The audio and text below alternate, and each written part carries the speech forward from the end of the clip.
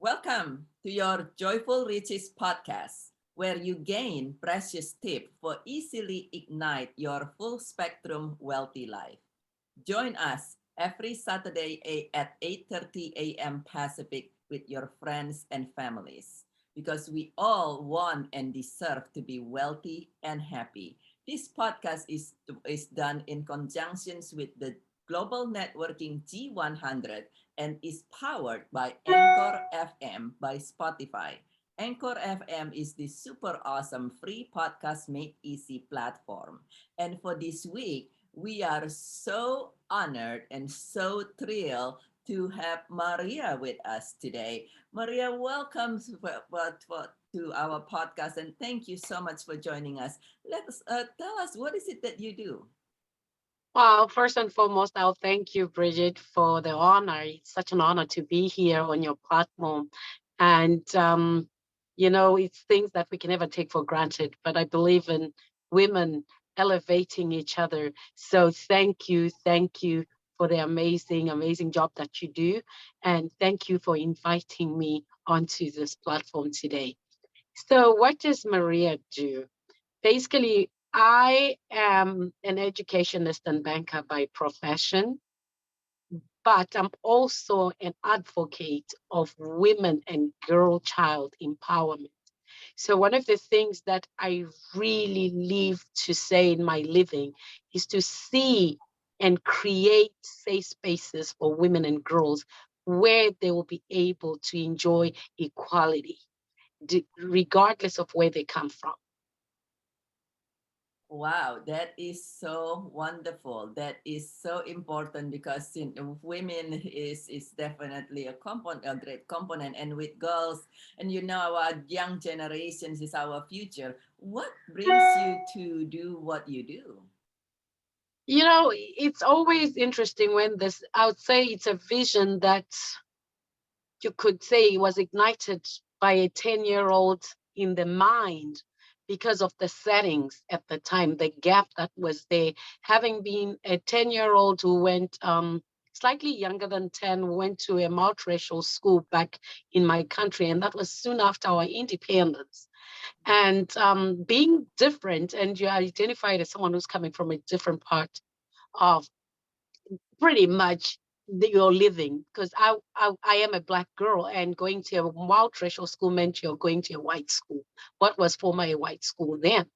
And being different and knowing what the gaps were at that time, you only could make friends if they suited and accepted you. But it was a difficult situation at the time.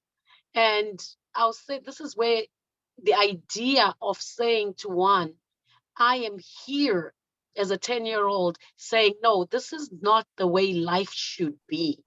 As kids, as children, it's all about play. And why do I feel separated from others? What is so wrong with me? Is it because of my name? Is it because I'm considered as someone who's coming from the other side? So, with that, fast forward, it became a mission for me to ensure that girl children and women that look like me had equal opportunity in whatever course they wanted in life. But it became a mission to be the advocate, to be the voice for the voiceless. And I said, it's a promise I made to myself that whatever it would take, I would ensure that girls and women will have safe spaces where they do not have to feel discriminated because of the color, because of the way they speak, or the way they look. And hence, with Hope for Her, this has been the mission. This is what we do. We champion, of course, gender based violence against women and girls. And there's a reason we do that because the inequality is very prevalent, it's inexistent. When we talk of gender based violence, we know this is a pandemic. I always love to refer to it as a pandemic that has no vaccine, but that has been ongoing for over half a century.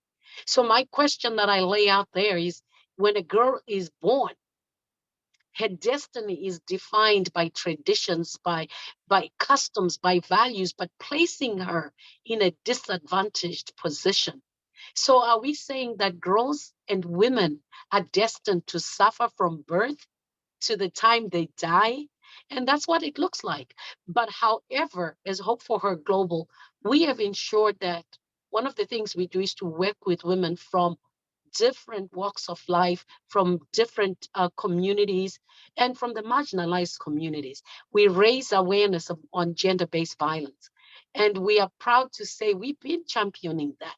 We see the progress that we are making because we believe both. You have to marry both the girls and the women because the girls become the women of tomorrow. Mhm. So, who better to give that and create the legacy besides the women ourselves? But as we always say, information is power. Because if we don't have the knowledge and the information on how to protect ourselves, who will? Because we know the systems have failed us. So this is, the long term and short of what we do as Hope for Her Global. We are there to empower women, but the empowerment we are talking about is sustainable. It's practical. We want to leave women in a better position than they were when we first encountered them. And our girls, through education initiatives, we hope that these girls who become the women of the future will have a better place and also have places at the table than you and I have had. So it's hoping for that better future for them. That is wonderful, and that is very inspiring and very true. In a we've known each other for some time, and the first times I hear, I think you said it in such a, there's been a pandemic, which is very true, and and it struck me in an interesting way because in a way we're both working in a similar ways against a different pandemic. With you, that you are with grief, many people don't realize that there has been a grief pandemic before the COVID-19 pandemic. That's why it's cost workplace $117 billion before the COVID-19 and so forth. But and also all these things, the inequality and all the the suppressions and so forth, these are all contribute to emotional unsettling, which is actually the true definitions of grief. But back to what you do, so that is amazing and that's so wonderful. I know you've done a lot of great work. Give us example of some of the things that you do, and I know you have a couple things coming up as well. If you care about to share them, and perhaps our audience might want to jump in and support or something. Absolutely. And we always say no help is ever too small. So, one thing I know is whatever help we get, it will definitely make a difference to one girl, one woman, one community at a time. So, success stories are always the icing on the cake. I know during the pandemic, being a small organization, grassroots level, we were able to donate masks when they were really needed in Zambia, in Dolan, Zambia, where we worked very closely with the elderly and pregnant women. So, having donated those masks, we knew the importance of those masks to their not only livelihood, but existence, because this is a community where they don't have. And there's hope for her when we were able to give them hope, to give them that feeling that somebody cared. Yeah. That actually, we put it down as one of our success stories during the pandemic.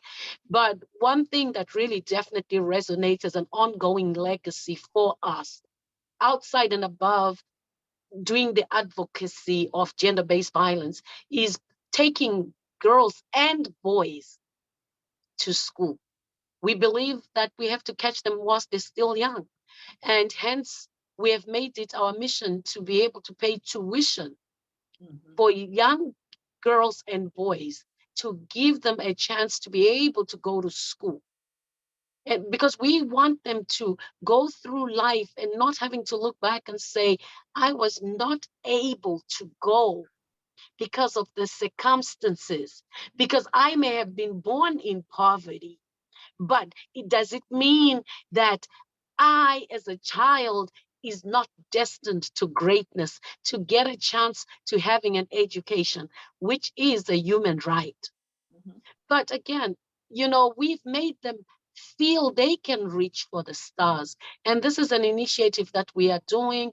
We're proud to say we have 25 recipients in Zimbabwe, in Bulawayo, Matabeleland province, where we have 25 girls and boys through our Jester Edu Fund Dreamers. We call it the Jester Dreamers Edu Fund. And this promotes and supports education initiatives.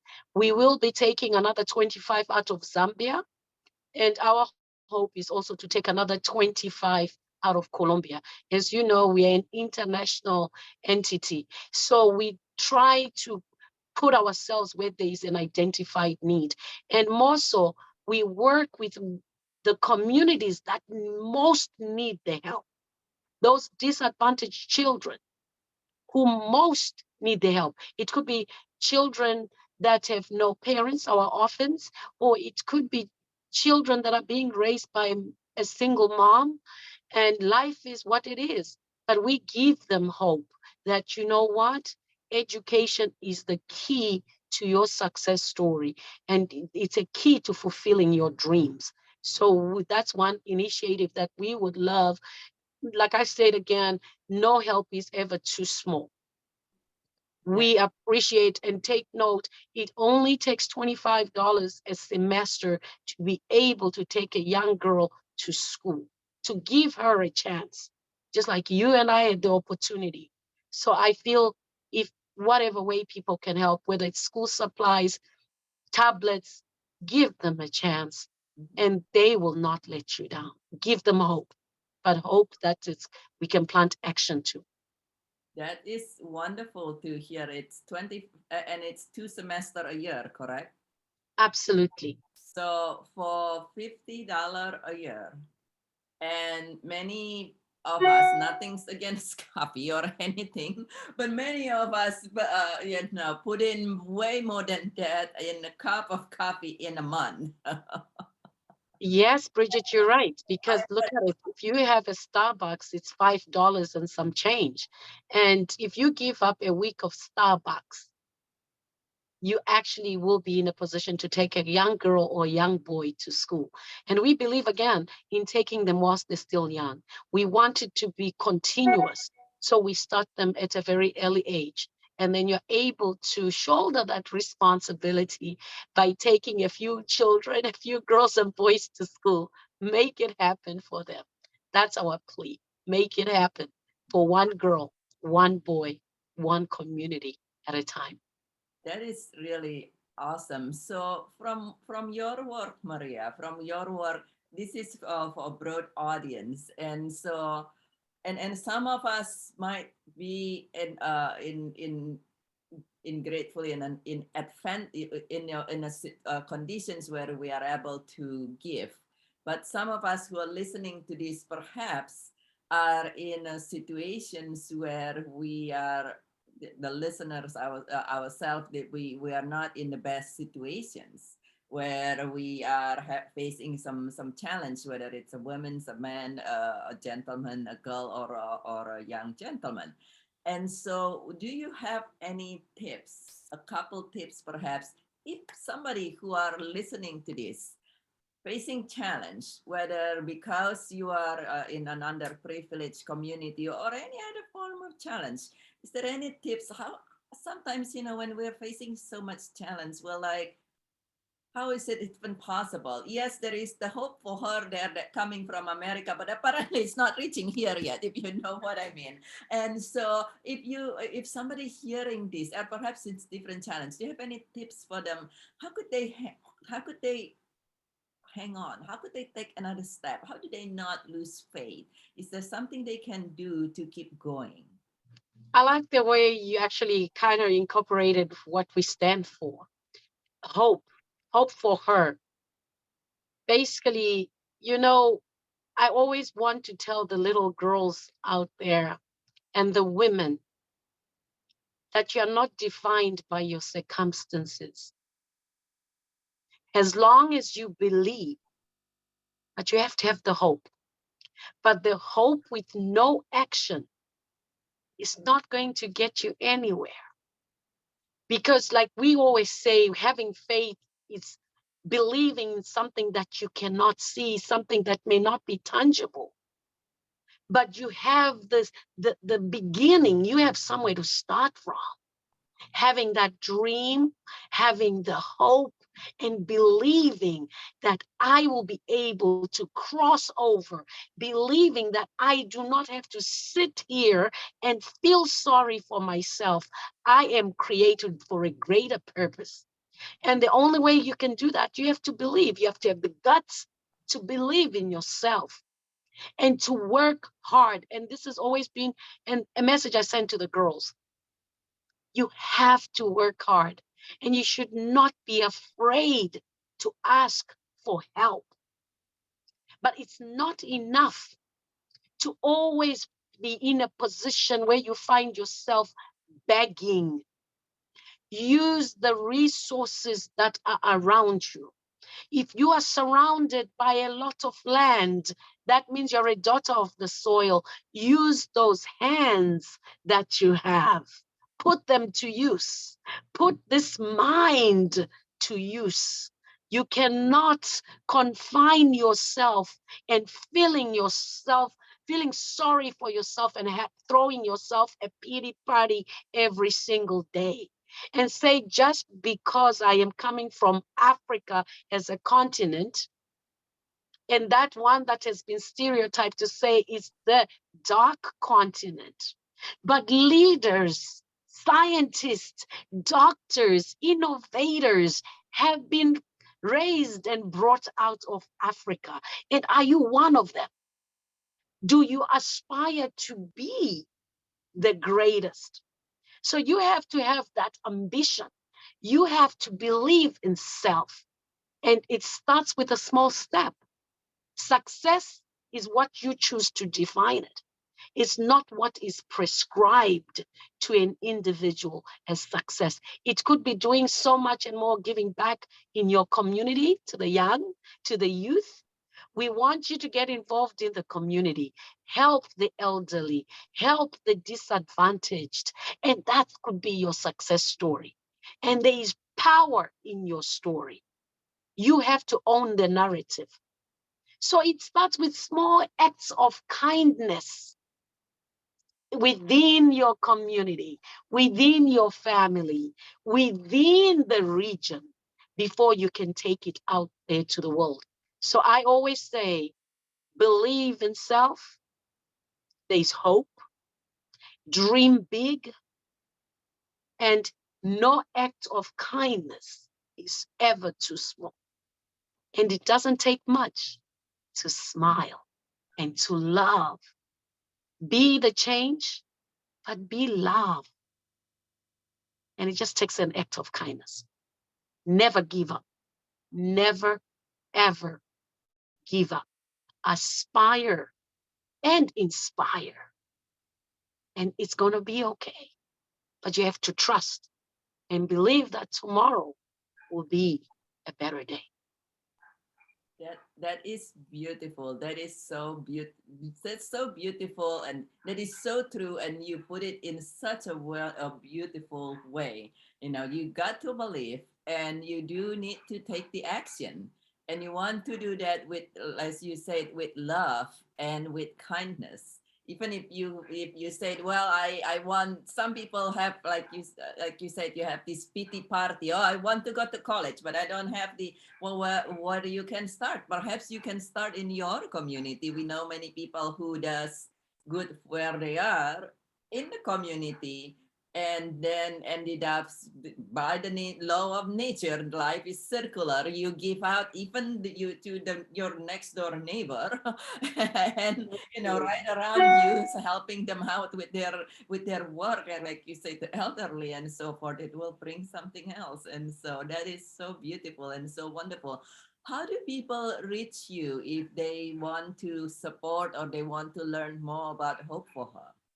I'll start by saying you can reach us on almost all the social media forums. We are there: Facebook, Twitter, we are on Instagram. And you can also email me, Maria at hopeforherglobal.org. And we try to get back and respond to whoever reaches out to us within a period of 24 to 48 hours. We promise you, reach out. There's so much that you and I can do. There's so much that you can do. And you are hope. You are hope, where you can make a change to one girl's life, one woman's life, one community at a time. That is so beautiful. You are hope. Do you have any other final message for our audience? You know, as I already reiterated, that it takes you and I to be part of the change that we want to see in this world, and to be change agents. You and I have that responsibility, and the onus is on us to do better, to be the difference. So that's what I leave to you all. Be the difference. And together we rise, and together we can. And it is a lot of time, I would say, together we can be the difference. And it a lot of time it takes, it's a lot easier than we thought to be the difference, to make a difference, like you illustrate earlier.